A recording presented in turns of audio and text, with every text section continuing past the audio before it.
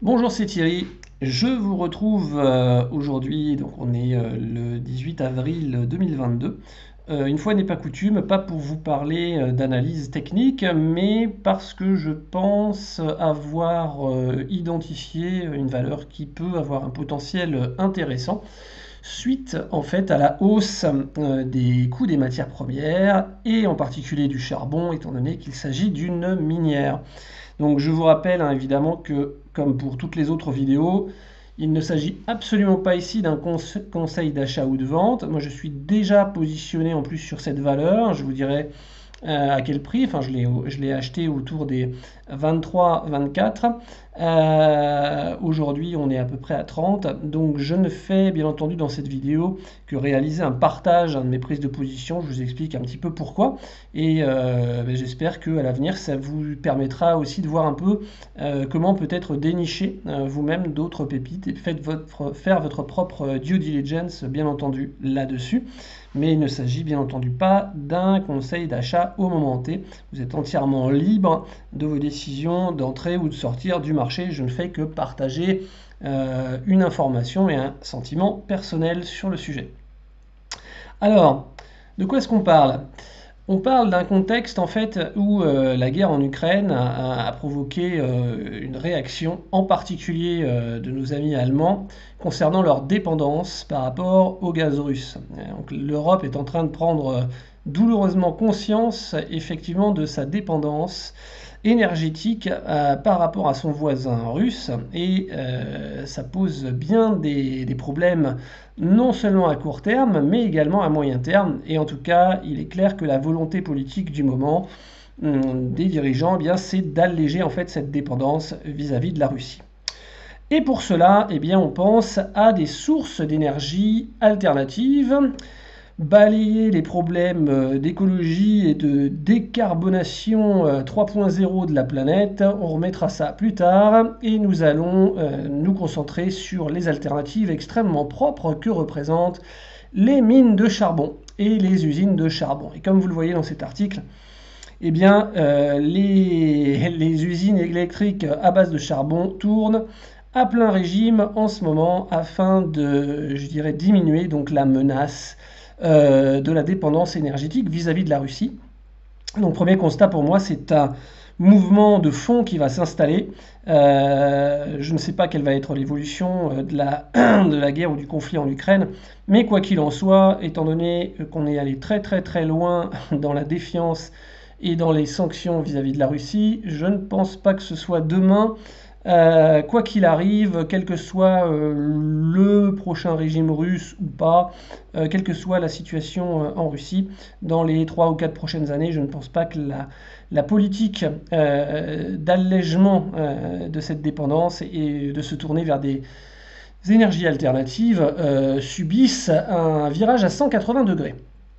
Et donc par rapport en fait à ça, au fait que en particulier l'Allemagne, mais également d'autres pays essayent de trouver des alternatives au gaz et en particulier le charbon, eh bien vous avez des mines comme la mine Kolpalien Silesia qui tournent en fait à plein régime. Les carnets de commandes sont pleins depuis le début de la guerre.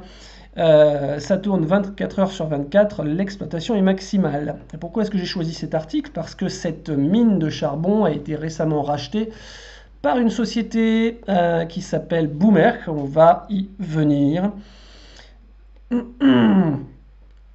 Voilà. Mais avant, je voudrais vous dire que cette mine de charbon, eh bien, elle a comme spécificité intéressante en fait d'avoir des coûts d'exploitation, des coûts d'extraction qui se trouvent en dessous des coûts d'extraction moyens des mines polonaises. On est aux alentours des 200 zloty, ça veut dire que c'est à peu près 50 dollars, sauf que nous étions en 2016, donc les coûts d'exploitation ont un petit peu monté avec l'inflation malgré tout, mais globalement, on se trouve entre 60 et 70 dollars en prenant une fourchette haute, une fourchette prudente à ce sujet-là. Et donc cette mine, en fait, eh bien, elle a été rachetée pour 1 milliard en fait, de zloty il y a peu de temps par la société dont je vous parle qui s'appelle Boomer. Boomer, donc, qui a contracté une dette par rapport à ce rachat et qui est aujourd'hui de 600 millions de zloty, donc ça représente à peu près 150 millions de dollars. Je vous la fais en raccourci en prenant 1 dollar pour 4 zloty, bon c'est un petit peu plus, c'est 4,20 à peu près. Et alors ce qui est intéressant sur Boomerang, c'est qu'on a 15 millions de titres. La valeur du titre aujourd'hui, bah, c'est encore environ de 30 zloty, on est un peu moins, même à 28. On a pas mal monté, mais malgré tout, même avec cette capitalisation, on voit que la capitalisation totale de la société, bah, c'est à peu près 100 millions de dollars. 28 zloty, ça fait 420 millions, c'est pile poil 100 millions de dollars. Et pourquoi est-ce que je parle de ça? Eh bien parce que, un petit peu comme Loïc Abadi vous avez parlé en aval de Total Gabon, en vous faisant remarquer que la trésorerie était véritablement en train de croître et que Total Gabon était un petit peu une cash machine en termes de génération de trésorerie par rapport à une valorisation de Total Gabon qui apparaissait faible. Ben là, le calcul est un petit peu le même. On a une dette actuellement de 150 millions de dollars, une capitalisation de 100 millions de dollars. Alors, voyons un petit peu pourquoi les cours ont déjà monté, voyons pourquoi ils étaient encore inférieurs à ces montants il y a peu par rapport en particulier au cours du charbon. Et voyons un petit peu de quelle façon les cours pourraient évoluer par la suite si les cours du charbon continuent de se maintenir aux cours actuels. Alors, petite remarque, les résultats nets du premier trimestre 2021, donc de l'année dernière, étaient positifs en fait, d'à peu près 5 millions de dollars, 21 millions de zloty pour un chiffre d'affaires relativement modeste de 200 millions de zloty. Alors pourquoi est-ce que je vous parle de ce chiffre d'affaires là, de ce résultat en fait de S1 2021? Ben, on va regarder la courbe du charbon, de l'évolution du charbon sur les dernières années. Excusez-moi. Donc le petit carré bleu que vous voyez ici, en fait, il s'agit du dernier semestre 2020. D'accord? Et je vous parlais des résultats du premier trimestre 2021 qui étaient positifs. Pourquoi? Parce que on a un décalage d'à peu près 6 mois entre les cours du charbon et le moment où les contrats sont signés. C'est-à-dire que vous avez 6 à 9 mois entre le moment où le contrat est signé sur la base, l'instant T des cours du charbon, et les cours du charbon, donc 6 mois plus tard. Ce qui fait que quand on veut regarder les résultats d'une période comme le S1 2021, qui sont positifs, eh bien on va s'intéresser en fait à ce qui s'est passé lors de la signature des contrats 6 mois avant, voire 1 an avant. Et qu'est-ce qu'on voit dans cette photo-là? Eh bien, on voit que les cours du charbon à cette période s'inscrivaient entre 50 et 70 dollars la tonne, d'accord? Puisque vous avez une ligne rouge ici qui représente le coût de production en fait de Boomer, d'accord, sur les années donc au-delà de 2016, 2020, 2021, on est autour de 60 dollars la tonne, d'accord? Donc vous voyez que l'essentiel de 2020, on a flirté avec ces cours. Voire on est passé en dessous pendant une grosse partie de l'année. Et donc pour le rectangle qui nous intéresse ici, eh bien on était pour une bonne partie en dessous du point d'équilibre de la mine et on est repassé au-dessus vraiment en toute fin de période. Ce qui veut dire que sur l'ensemble de cette période-là et sur d'ailleurs les années précédentes, on est quand même assez proche, voire en dessous, d'accord, du point de rentabilité pour cette mine. Et nous avons malgré tout un résultat qui est positif à la marge, symboliquement positif. Alors regardez maintenant l'évolution des cours du charbon par la suite. On est passé maintenant à 320 dollars aujourd'hui. On a une zone support horizontale qui est très claire. Là, ici, on a eu un plus haut et c'était une zone de polarité. On est passé bien au-dessus lors du déclenchement de la crise ukrainienne et on est revenu s'appuyer dans cette zone. Donc on a une zone support ici entre 240 et 250 dollars qui a permis un rebond de court terme des cours. Okay, et donc moi je pars de l'hypothèse que sur les prochaines années, on va se retrouver en moyenne au-dessus de cette oblique, vous voyez, haussière ici de support, et de cette ligne horizontale à terme qui représente cette zone de polarité, c'est-à-dire environ autour des 250 dollars. Donc lorsque vous aviez un charbon qui se trouvait en train de fluctuer entre 50 d'une part et 100 d'autre part, avec des coûts de production qui étaient autour de 60 à 70, il est clair que la marge réalisée ne pouvait pas être très élevée, et je vous laisse imaginer en fait le levier et le potentiel par rapport à la marge dégagée si d'un seul coup les cours du charbon se maintiennent au-dessus de 200 $ durablement. D'accord? Donc c'est ça qui est vraiment intéressant à voir. Et par rapport à ça, on va avoir des informations très intéressantes dans peu de temps, puisque eh bien, les résultats de l'ensemble de l'année 2021, donc, qui vont nous éclairer sur ce deuxième rectangle que je vous ai mis en vert, ici en transparent, vous voyez, avec des cours déjà du charbon beaucoup plus élevés. Hein. Eh bien, les résultats de l'ensemble de l'année 2021 vont être publiés le 25 avril, donc d'ici quelques jours maintenant. Et les résultats du T1 2022, hein, ici, donc correspondant à des prises de commandes en contrat qui correspondent à la fin 2021, un deuxième semestre 2021, donc qui sont ici entre 150 et 250 $, vont être annoncés le 30 mai. Donc sur des investissements de moyen terme, écoutez, moi je vous invite à regarder cette action avec pas mal d'attention et à regarder en particulier les résultats qui vont tomber le 25 avril, donc lundi prochain, et le 30 mai, afin de regarder en trimestriel quelles sont les marges et quels sont les profits de cette société. Vous voyez que Boomerk, en termes d'historique, en fait là on va passer sur l'analyse un petit peu graphique et technique, après avoir regardé le fondamental. Boomerk, alors, n'a pas racheté l'usine de Silésie lorsqu'elle valait 200 zloty, mais vous voyez que voilà, les cours de ce titre représentent une baisse d'à peu près 90% par rapport à, enfin 80% aujourd'hui par rapport à ses plus hauts historiques dans les années 2010-2011.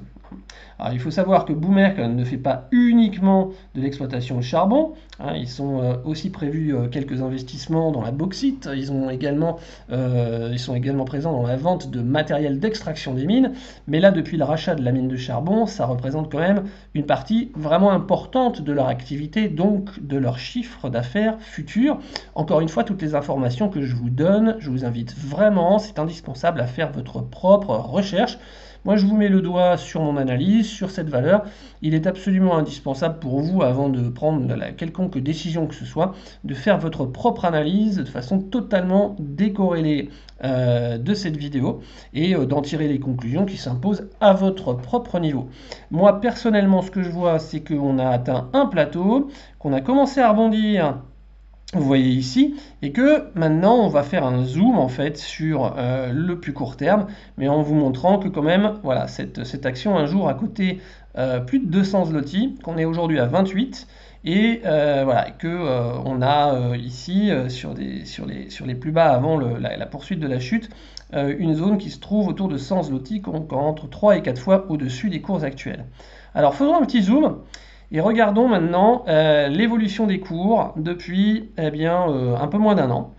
Et nous avons ce genre de figure. Et ce genre de figure, moi, n'est pas sans me rappeler ce type de tracé que l'on appelle donc une tasse avec anse. Et l'objectif d'une tasse avec anse, c'est le report d'amplitude entre la ligne d'eau et le plus bas ici de la tasse. On fait un report d'amplitude vers le haut, et sur Boomerk, ça nous donnerait à peu près une amplitude de 13 par rapport à une ligne d'eau qui se trouve à 30.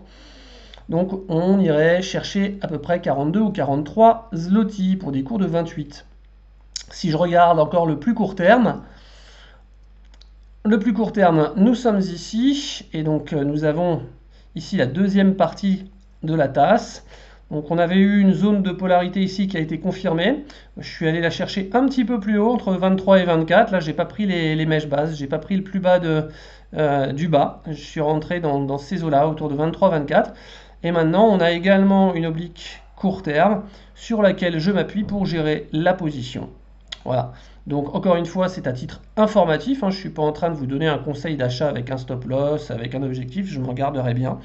Je vous partage simplement les endroits où je suis rentré, dans quelle zone, et quels sont mes objectifs. Mes objectifs, ils sont assez long terme, hein, par rapport au contexte que je vous ai donné tout à l'heure, et par rapport à l'endroit d'où vient le cours. Donc je ne vais pas me presser, c'est un horizon de plusieurs mois au minimum, voire de plusieurs années. J'espère que, étant donné l'évolution des cours du charbon que vous voyez, la dégradation des relations clients-fournisseurs vis-à-vis de la Russie, eh bien, j'espère pour ma part que les cours du charbon vont demeurer durablement au-dessus des 250. Je vais regarder de près les résultats ici, bien entendu, fin avril et fin 2005 sur les marges et sur le résultat net, bien entendu, trimestriel. Et j'agirai en conséquence, j'ajusterai bien entendu la position de ma ligne en fonction de ces résultats. Voilà, j'espère que cette petite vidéo vous a permis de comprendre un petit peu comment je faisais pour essayer d'isoler certaines sociétés dont le cours me paraît parfois en retard par rapport à l'explosion de la matière première qu'elles exploitent, en particulier par rapport à un levier concernant leurs marges futures liées au coût bien entendu de la matière première et au coût d'exploitation de cette matière première. Et si ça vous a donné des idées, n'hésitez pas également à faire la même chose sur d'autres sociétés et à partager à votre tour vos pépites. Voilà, je vous souhaite donc un excellent trade, d'excellents investissements, parce qu'on n'est pas le week-end, j'allais dire week-end, et je vous dis à bientôt.